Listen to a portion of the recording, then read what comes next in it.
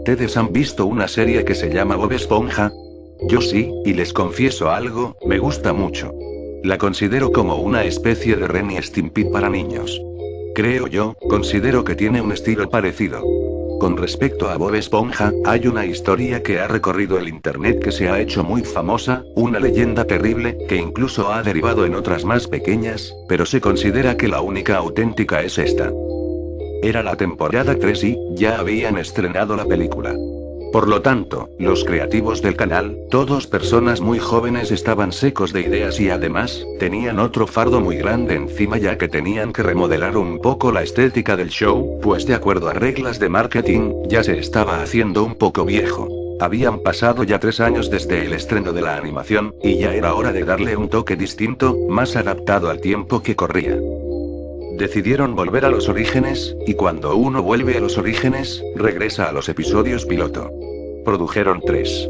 Ninguno particularmente gracioso, pero cuando estaban todos reunidos en la pequeña sala, con un gran televisor pantalla plana, un plasma empotrado a la pared, decidieron insertar el último CD. El episodio empezaba así: el suicidio de Calamardo. El jefe consideró esto una broma de mal gusto, pues como ustedes saben, cuando diriges o produces material que está enfocado a los niños, tienes que tener cuidado de decir ciertas cosas. Ciertas palabras son prohibitivas. Por ejemplo, la palabra cáncer está prohibida en una animación.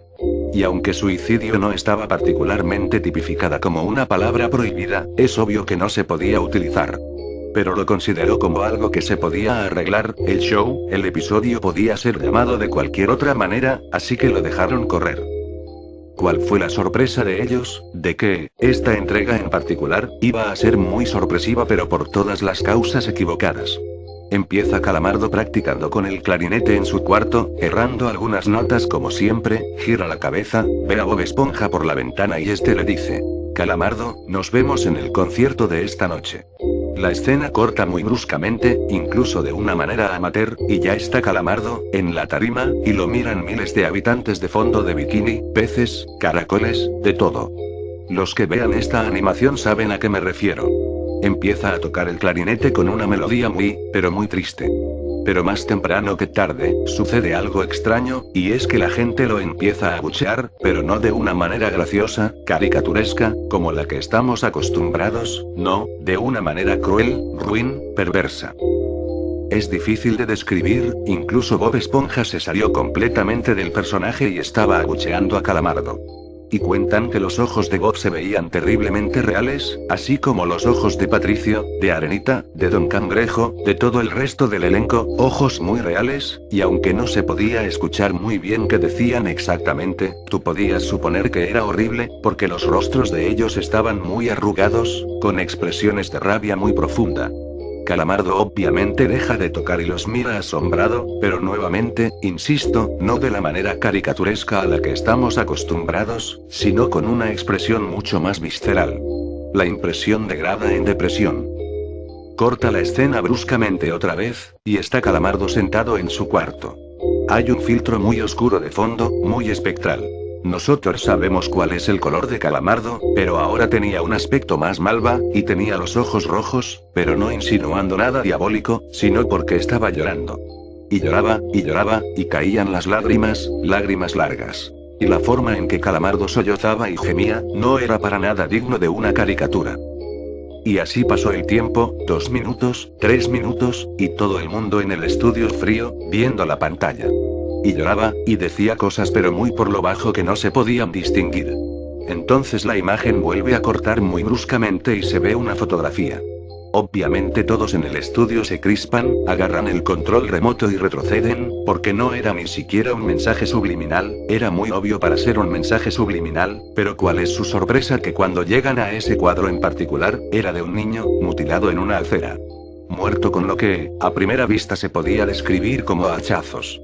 Con las vísceras chorreándole en la cintura y en la entrepierna, salidas, las tripas, los intestinos, una raja enorme abierta, la sangre brotando en la acera, sobre el pavimento caliente, y se ve una sombra sobre el niño, que obviamente es la persona que le está tomando una foto. Revuelo en el estudio. Gritos, inclusive. El director está furioso. Pero cuando él sopora amaina un poco, sigue el episodio. Y simple y llanamente, está Calamardo llorando, y llorando. Y empiezan a multiplicarse los cuadros de niños destrozados completamente. Uno incluso ya no tenía cara, tenía una raja enorme en medio de la cabeza, y tenía los lados del rostro completamente divididos así de manera grotesca, como si fueran lonjas de carne. Y luego, todo vuelve a lo mismo, al rostro de Calamardo. Pero esta vez él ya no está llorando. Simplemente está viendo fijamente a la pantalla, con sus ojos grandes y rojos. Y así se queda, por un rato, ante el silencio sepulcral del estudio, como si se estuvieran viendo mutuamente animación y realidad. Escuchan, que de los parlantes sale una voz muy gruesa que dice "Do it". ¿Qué significa hazlo? Y finalmente Calamardo coge una escopeta, y se vuela la tapa de los sesos. Fragmentos de carne, huesos, materia gris y sangre tan espesa que parece negra, cubren la pantalla. Y el episodio termina tan abruptamente como empezó. Reúnen a todo el equipo responsable de la animación en el estudio. Pero por más severos que son, nadie se atribuye la creación del mismo, nadie toma para sí la responsabilidad de ese episodio piloto, que sencilla y llanamente apareció, en una caja puesto junto con los demás. La cuestión degenera con mucha rapidez y llaman a la policía, puesto que, no saben si las fotos de esos niños las sacaron simplemente de internet, que es lo que quisieran creer, o si en verdad alguien las tomó. Pero cuando llega a la ley, y revisan, y buscan, y se empapan del tema, pasan las semanas, y concluyen en dos cosas. La primera es que no hay pruebas de que nadie haya creado esa animación en el estudio, puesto que hacer un show, incluso si se trata de un capítulo, no es algo fácil.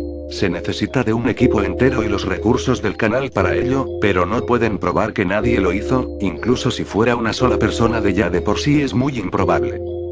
Y en segundo lugar, nadie reportó a ningún niño desaparecido, y nadie supo de ningún infante asesinado, ni en las últimas semanas, ni en los últimos meses, ni tampoco en los últimos años, por lo menos no como se mostraban en las fotos.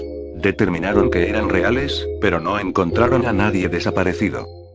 No se sabe qué pasó con este episodio, si lo destruyeron, si lo borraron, pero eso no es lo importante. La vida siguió como siempre. Todo eso no es, pues, sino el simple testimonio de un interno que asegura haber visto lo que vio: el suicidio de Calamardo.